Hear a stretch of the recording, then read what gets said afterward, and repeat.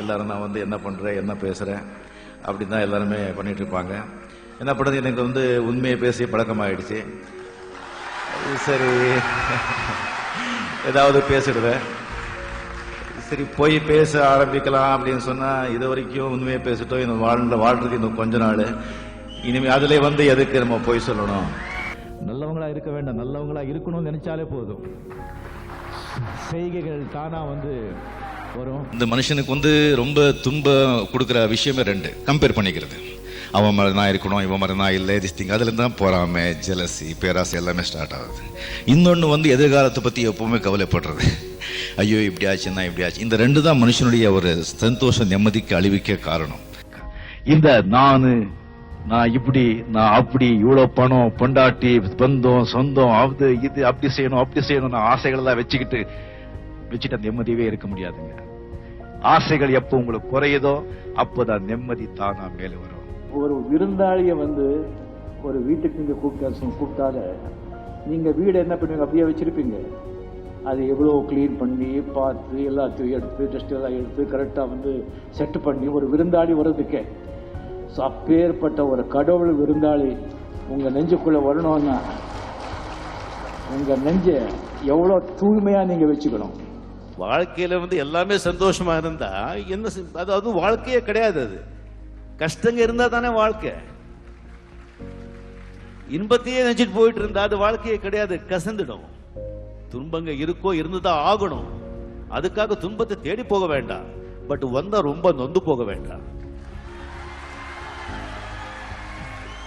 படைப்பு இருந்தா படைப்பாளி இருந்துதான் ஆகணும். Without a creator there is no creation. So கடவுள் இருக்கார். Time is very precious. உலகத்தில் அடையவே முடியாதது மூணு தான். ஒன்னு அப்பா, ஒன்னு அம்மா, இன்னொன்னு டைம். இந்த நேரம் இந்த நிமிஷம் மறுபடியும் வாழ்க்கையில நம்ம அடையவே முடியாது. யாரு வந்து நேரத்தை வீணாக்குறானோ அவன் வாழ்க்கையில முன்னேறவே மாட்டான். So time is like a diamond, it's so precious. அதை வந்து கரெக்டா யார் யூஸ் பண்றாங்களோ அப்போ அவங்க வாழ்க்கையே நல்லா இருக்கும். இந்த குடிப்பழக்கம்,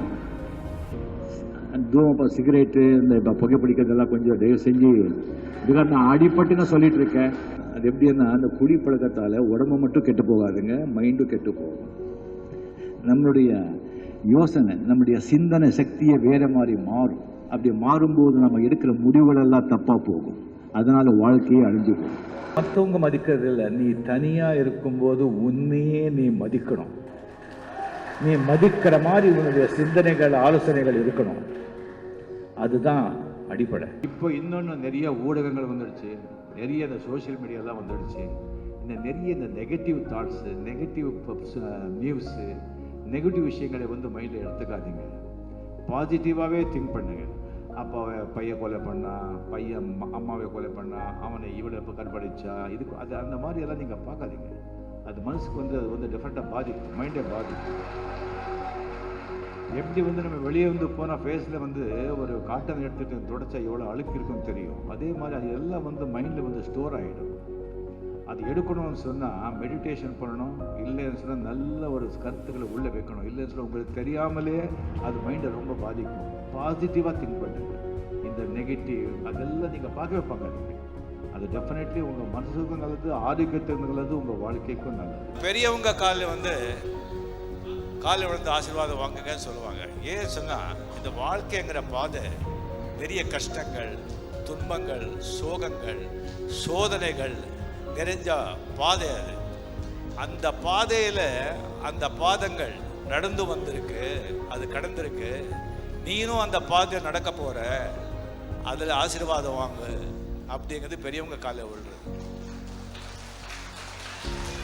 இந்த பணம், பேரு, புகழ், அதிகாரம் இவங்க இருக்கிறவங்க காலில் அவசியம் இல்லை.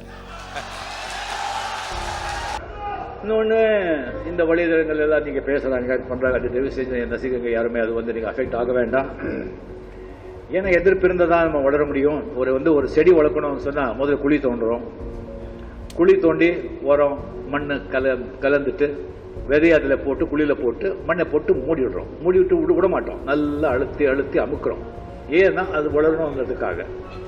ஸோ எங்கள் அவதூறுகள், திட்டுகள், நிந்தனைகள் இதெல்லாம் வந்துட்டு உரம் மாதிரி, மண்ணு மாதிரி, அது அவங்க நெருங்கிய போடலாம் அந்த செடி எல்லாம் இன்னும் வெளியே வரும், நல்லா வெளியே வரும். அவங்க நமக்கு ஹெல்ப் பண்ணிட்டு இருக்காங்கன்னு அவங்களுக்கு தெரிய மாட்டேங்குது சில பேருக்கு.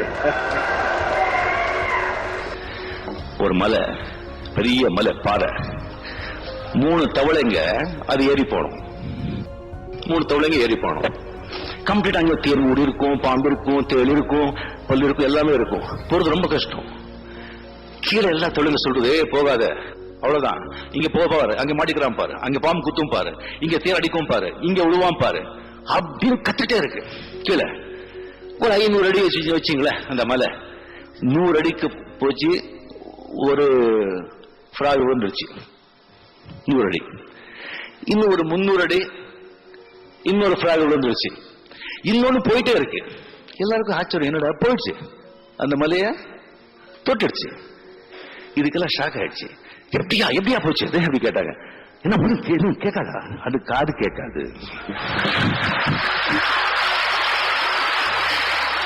இது அந்த தவளை காது கேட்காது. அப்படிதான் ரஜினிகாந்த் காது கேட்காத. எதிரிகளை வீழ்த்துறதுக்கு நிறைய உபாயங்கள் இருக்கு. அது மிகச்சிறந்தது மன்னிப்பு. நீங்க அப்படி மன்னிச்சிருக்கீங்களா சார்? எது? நிறைய மன்னிச்சிருக்கேன். அது it has a good feel இல்ல சார்? டெஃபினெட்லி. அது அது பண்ணும்போது நமக்கே ஒரு சந்தோஷம் வரும், நமக்கே ஒரு நிம்மதி வரும். மன்னிக்கும் போது நம்ம மேல நமக்கு ஒரு மரியாதை வரும் பாருங்க. So that is fantastic. Great things. Great things. நான் மறுபடியும் சொல்றது நினைக்காதீங்க. நமக்கு குடும்பம் தான் முக்கியம். தாய் தந்தை அவங்க தான் வாழும் தெய்வங்கள். குழந்தைங்க நல்லா வளர்க்கணும். அவங்க தான் நம்மளுடைய இன்வெஸ்ட்மெண்ட், நம்மளுடைய ஆஸ்தியே அவங்க தான், நம்முடைய சொத்தை அவங்க தான். Nothing is impossible.